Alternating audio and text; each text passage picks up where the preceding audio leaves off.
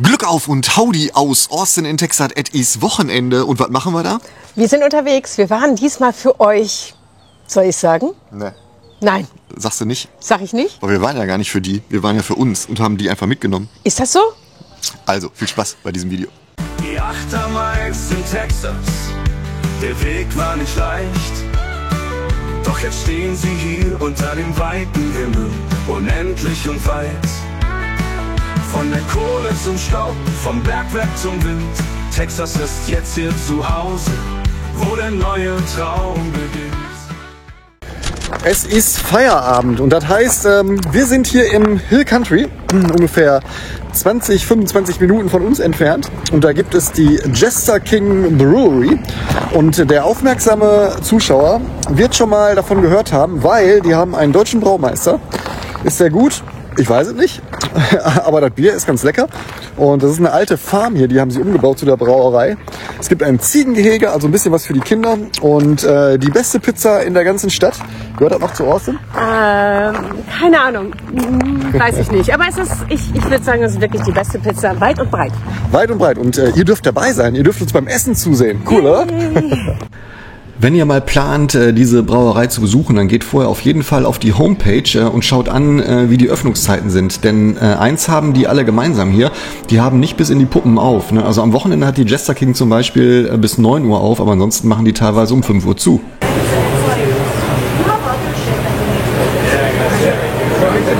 So, das ist ja ein bisschen laut. Ich weiß gar nicht, ob ihr mich versteht, aber ich trinke ein New Zealand Style Pilsner.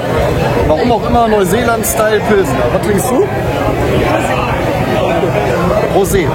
Wir trinken nicht immer nur Alkohol, ne? Also ich mache vielleicht auch mal ein Video, wo wir Wasser trinken. Aber das wird ein sehr kurzes Video.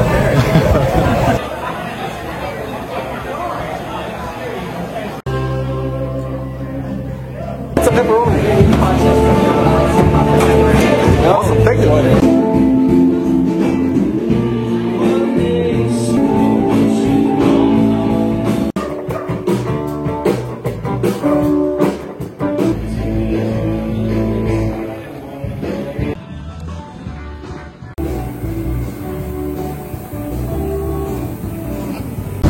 So, das Erfrischungsgetränk ist auf und die Pizza auch. Ich finde, die Pizza hier ist einfach super, weil die haben halt wirklich ein, die machen halt auf Wood. Holz. So, aber das Ding ist, wir haben ungefähr eine Stunde auf die Pizza gewartet. Und hätte man mich damals in Deutschland gefragt, würdest du eine Stunde auf eine Pizza warten, hätte ich gesagt, im Leben nicht. Und viele haben gefragt, aber wie habt ihr euch denn verändert? Mhm. Ja, wir sind sehr viel geduldiger geworden und eine Stunde Pizza warten ist absolut gar kein Thema mehr. Machen wir echt gerne. Gerne mache ich das nicht. Ich hatte keinen Hunger. Wir wussten, wir bestellen die ganz früh, sodass wir die spät bekommen. Also alles gut. Ja, das stimmt schon. Ne? Also du bist geduldiger, aber jetzt mal ehrlich, ich meine, wir sind hier in einem Biergarten auf irgendeiner Farm. Die Wartezeit wird aber auch versüßt. Ne? Also ihr habt ja gesehen, da ist Live-Musik und die Biere sind gut. Die brauen hier tatsächlich selber. Die haben ein Brauhaus da hinten. Wir haben uns gerade gefragt, weil die füllen auch in Dosen ab. Also du kriegst auch das Bier hier von dieser Brauerei in den örtlichen AGBs. Also ich glaube nicht, dass man das bis San Antonio runterkriegt, ne? Aber ich frage mich, wo die diese Dosen abfüllen, ob das auch hier ist. Ich glaube schon. Also die haben da hinten ja dieses Brauhaus und ich glaube schon, dass sie es da abfüllen. Apropos abfüllen. Nein, den Witz klemme ich mir jetzt. Also, wir sind auf dem Weg zu dem Ziegengehege. Das ist tatsächlich, also wenn ihr Kinder habt und in Austin seid und einen guten Tag verbringen wollt, Jester King ist sehr empfehlenswert. Die haben für alle Altersgruppen was parat und ja, hier gibt es so einen kleinen Trail, da gehen wir jetzt rum, gucken uns die Ziegen an und gehen dann zum Auto. Und dann geht's ab in die Haier. So, Ladies and Gentlemen, ich würde euch jetzt gerne hier ein ganzes Gatter voller Ziegen präsentieren, aber da hinten die Gruppe, die macht eine Guided Goat Walk Tour. Das heißt, die holen die Ziegen tatsächlich aus dem Gatter und laufen mit den Touris hier einmal ums Gatter rum. Ja, ist ein Event. Waren wir leider zu spät. Stellt euch einfach hier Ziegen vor, vielleicht blende ich so ein paar lustige Sachen ein und ihr glaubt einfach, da waren Ziegen. Weiter geht's mit unserer Woche. Wir gehen einkaufen. Diesmal Costco. Kennt ihr Costco? Das ist so ein bisschen wie die Metro in Deutschland. Musst Mitglied sein, ein bisschen Shishi machen, aber wir nehmen euch mal mit rein. Es ist super voll und super heiß. Ja, wir haben tatsächlich den absolut letzten Parkplatz irgendwie bekommen, was ich so so gar nicht gedacht hätte. Nee, an einem Samstag. Ach nee, ist ja Montag. Wir sagen ja wieder was. Wir gehen mal rein. So, als erstes muss die Mitgliedskarte gescannt werden und ihr seht hier, die Dame links hatte Probleme, da war die Mitgliedschaft abgelaufen und sie musste zum Counter und die Mitgliedschaft erstmal erneuern. Aber der Costco erinnert mich so ein bisschen an Aldi, ne? Also ist nichts Schönes, sondern ein bisschen gestapelt und verführt zum Einkaufen. Ich sagte, die wünsche ich mir wirklich. Ich möchte Slushies zu Hause machen.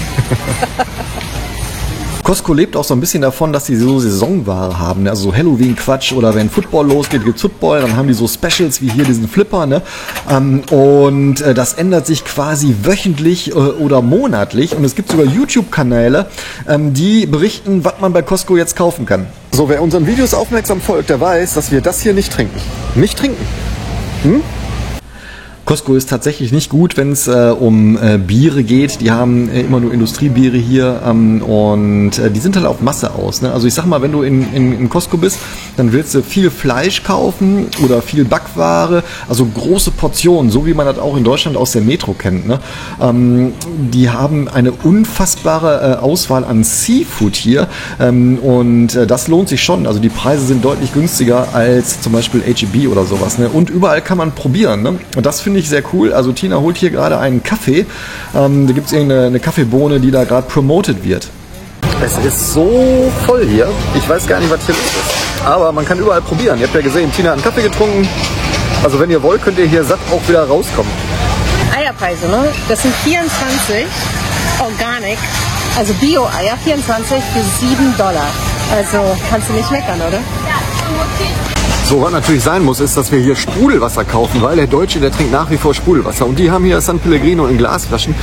Und Glasflaschen und Sprudelwasser, das geht hier meistens in den USA nicht zusammen. Aber hier kriegt man die und zu einem, ich sag den Preis lieber nicht, sonst haltet ihr mich für bescheuert, aber das ist einigermaßen günstig hier. So, was ihr hier seht, das ist genau das, was ich meinte. Ne? Also ist alles einfach nur gestapelt auf der Palette drauf und das verführt zum Kauf, ne? Weil die sind teilweise extrem günstig. Also Unterbuchsen, Sportsocken, die kriegst du manchmal hinterhergeschmissen hier. Also das lohnt sich. Was tut ihr das? Ein Teller mit $15, $7,50 pro, ist doch schon fast deutsch, oder? Also zum Costco gehst du aber definitiv nicht, wenn du gesund einkaufen willst. Denn ich sag mal, 80% der Sachen hier sind zwar scheiße lecker, aber mit Sicherheit nicht gesund. Ja, ist tatsächlich so. Also Mac and Cheese und was es hier alles gibt, ne, in unfassbaren Größen. Es ist wirklich nicht alles gesund, was hier ist. Ne? Aber Costco ist halt auch nicht nur Lebensmittel, sondern auch Hardware. Viele gehen hier auch hin, auch nur für das Hotdogs hier. Das ist $1,50 für einen All-Beef-Hotdog mit, ich glaube, 4 Meter lange oder was. Also unsere Kinder sind ab und zu auch in der Mittagspause hier, weil die Pizza relativ günstig ist.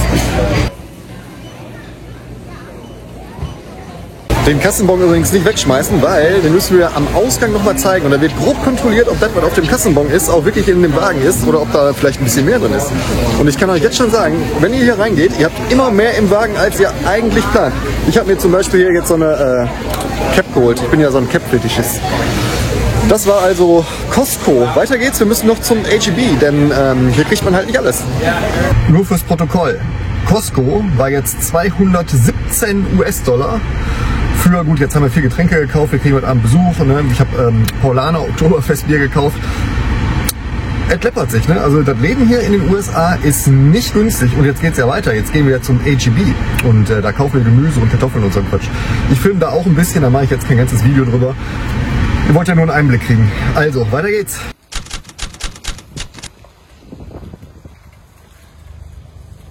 Ja, surprise, surprise. Der H-E-B, der sieht aus wie jeder deutsche Supermarkt, aber einiges hat nicht richtig, denn eigentlich sehen die deutschen Supermärkte aus wie US-amerikanische. Denn die deutschen Supermärkte orientieren sich am Aufbau an die US-amerikanischen Supermärkte. Also ihr seht ja, hier gibt's ganz viel Zeug. Tina kauft immer Mushrooms, also Champignons und steht total auf Brokkoli. Und der Brokkoli hier ist, ich weiß gar nicht, ob es im Angebot ist. Die Fischtheke im H-E-B finde ich nach wie vor immer wieder geil. Ich frage mich ja, ob die das jeden Tag auch alles verkaufen oder wie viel die von dem Zeug auch wegschmeißen. Ne? Aber das finde ich ganz gut. Ne? Also man merkt schon, dass Texas halt auch Zugang zum Golf von Amerika hat. Und die Ware, die da ist, die ist wirklich toll. Ne? Ich schlag da manchmal auch zu. So, hier ist der Gang des Todes. Hier gibt es die ganzen Sachen, die man eigentlich nicht haben will, aber die man wahrscheinlich im Urlaub gerne ausprobieren will. Die ganzen Kellogg's-Dinger, die es wahrscheinlich in Deutschland nicht gibt, die aber auch überhaupt mal gar nicht gesund sind. Also ich sag mal, alles, was ihr hier seht, wo auch was so aussieht, als wäre es gesund, ist mit Sicherheit nicht gesund. Ja, das ist leider tatsächlich so. Ne? Also am Anfang, als wir hier hingezogen sind, haben wir natürlich auch alles mal ausprobiert. Ne? Es verführt halt auch. Es sieht bunt aus, es sieht lustig aus. Und die Kids freuen sich dann auch mal irgendwie so andere Kellogg's zu bekommen, als man das vielleicht aus Deutschland kennt. Aber was ich noch sagen wollte, ist, du hast überall diese gelben Zettel hier hängen und das sind Gutscheincodes. Die kannst du dir abreißen und die nimmst du mit zur Kasse, dann werden die eingescannt.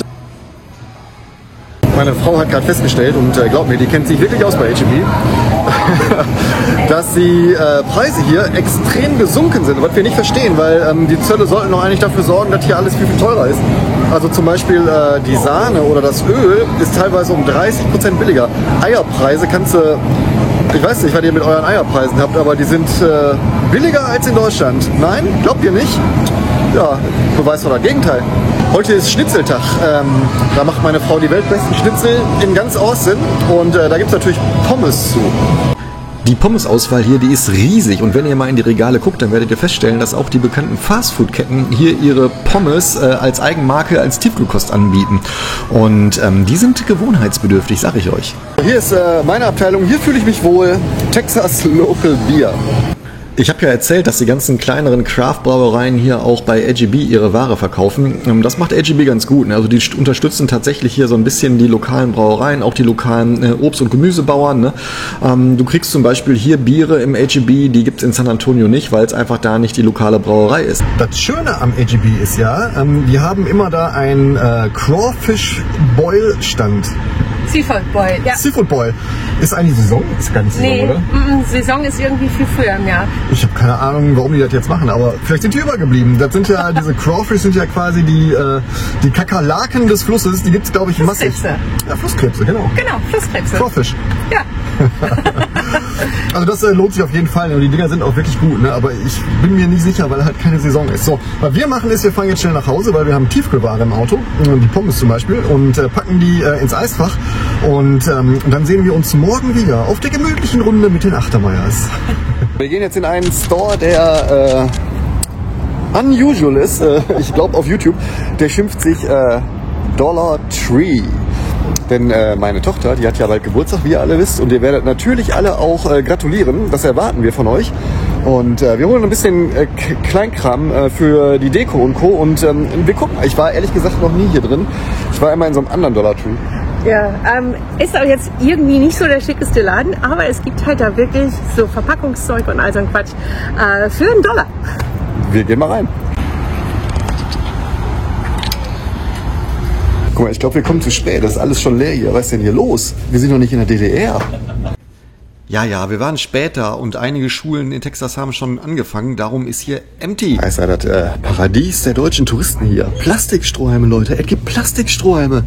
Dollar Tree ist euer Laden, wenn ihr hier seid. Immer einen leeren Koffer mitbringen und dann voll machen mit Plastikstrohhalmen.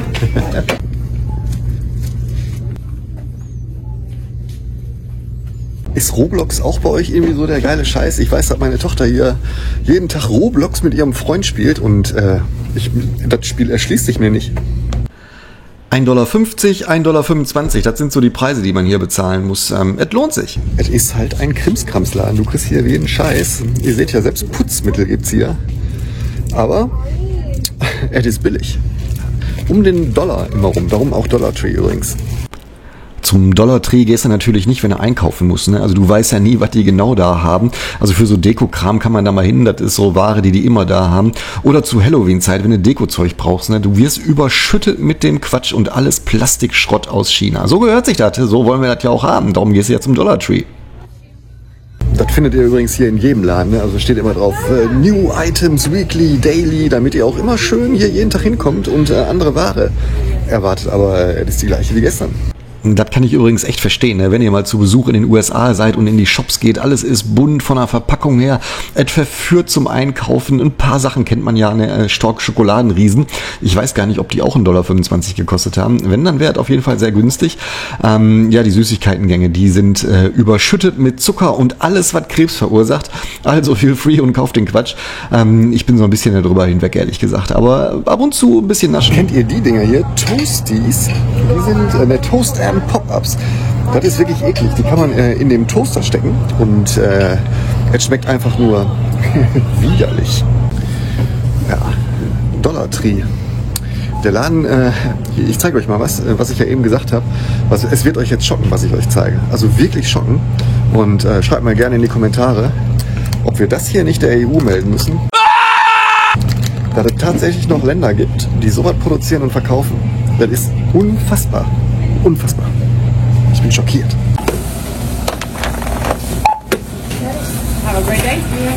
Weiter geht's. Wir gehen jetzt zum Pendant von Douglas Parfümerie, was ihr aus Deutschland kennt. Ja. Oder der Mitbewerber von Sephora. Und der heißt Ulta. Ulta Beauty. Ulta Beauty. Hat ein oranges Logo. Sind die billiger als Sephora? Nein. Nein, also egal, wir gehen trotzdem rein. Ich nehme euch mit. Für die Frauen von euch. Unter euch, nicht von euch. Verlust der Sprache hier.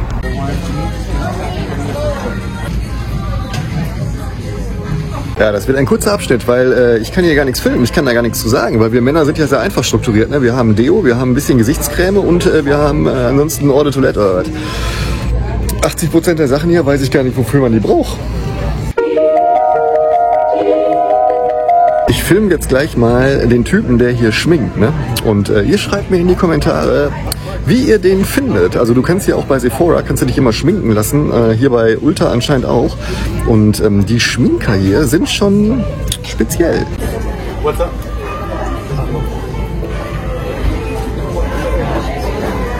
Fies, oder? Das Coole aber hier ist, und das gilt für viele, viele Läden hier in den USA, wenn ihr Geburtstag habt, dann stellen die Läden immer Samples oder Geschenke zur Verfügung. So, das war Ulta. Ihr seht, nicht sehr spektakulär. Ne? Die Preise hauen mich immer noch um, oder? Also die Parfümpreise, was war jetzt, habe ich ja eingeblendet, aber was war so der Durchschnittspreis von so einem Parfüm, Markenparfüm? So 120, 150 Dollar für die große Packung. Ja, aber ich glaube, in Deutschland ist es auch so teuer. Schreibt mal in die Kommentare, ob es in Deutschland auch so teuer ist. Das würde mich wirklich interessieren, weil die Parfümpreise habe ich jetzt überhaupt nicht auf dem Schirm. Ja, nichtsdestotrotz, wir sind wieder gespannt, wie die englische Version da gedubbt wird. Geht's weiter mit unserer Woche. Auf geht's. Und das war's auch schon wieder. Ich hoffe, ihr hattet eine schöne Woche und ein angenehmes Wochenende. Genießt dieses Video gerne nochmal. Also einfach zurückspulen und dann wieder von vorne starten. Was machen wir demnächst? Zurückspulen? Ja, die Kassette musst du zurückspulen, sonst zahlst du Strafe, weißt du. Ja, das war wie in der Videothek. Was machen wir demnächst hier? Wir sind unterwegs, wir wollen in den Halloween-Laden. Ihr habt uns tatsächlich Wir wollen nicht in den Halloween-Laden. Nein, wollen wir nicht. Ihr habt uns tatsächlich, also ihr habt ihn tatsächlich überredet, in den Halloween-Laden zu gehen. Ich habe auch schon mal ein ganz klein bisschen reingeguckt in den Spirit Halloween-Laden, weil der ist jetzt gerade auf. Der hat jetzt gerade aufgemacht. Wir haben August. Es gruselt mich. Muss es nicht. Muss es nicht. Ja, also, das war unsere Woche. Ich muss das jetzt beenden, sonst reden wir uns hier in Rage. Mein lieber Herr, ich kriege schon wieder Blutdruck. Halloween-Laden, was bescheuert. Aber ihr wollt das so, ihr wollt ja mitkommen. Also nehmen wir euch immer mal mit. Wir haben jetzt gesagt, irgendwie am Mittwoch gibt es mal kein Business-Video, sondern wir machen mal wieder eine Quasselrunde. Ja, ne? machen wir. Ist ja ein bisschen was passiert hier auch so, ne, in diesem Lande und in eurem Lande. Und da müssen wir drüber reden. Und das werden wir am Mittwoch machen, bevor es dann am Wochenende wieder ein bisschen aus dem Leben geht. Genau. Insofern vielen, vielen lieben Dank immer wieder fürs Folgen. Empfehlt uns weiter. Was sagt man denn so zum Schluss? Ja, du bist doch hier die Influencerin. Nein, du bist doch der Influencer. Folgt mir auf jeden Fall auf diesem Kanal und mit dem Gutscheincode achtermeyers2025 erhaltet ihr 13% auf Tinas OnlyFans-Account. Nein, da kriege ich wieder Mecker hier. Streich das. Das schneiden wir raus. Ne? Nur 13%. Nur das. Also, tschüss. Bis dann.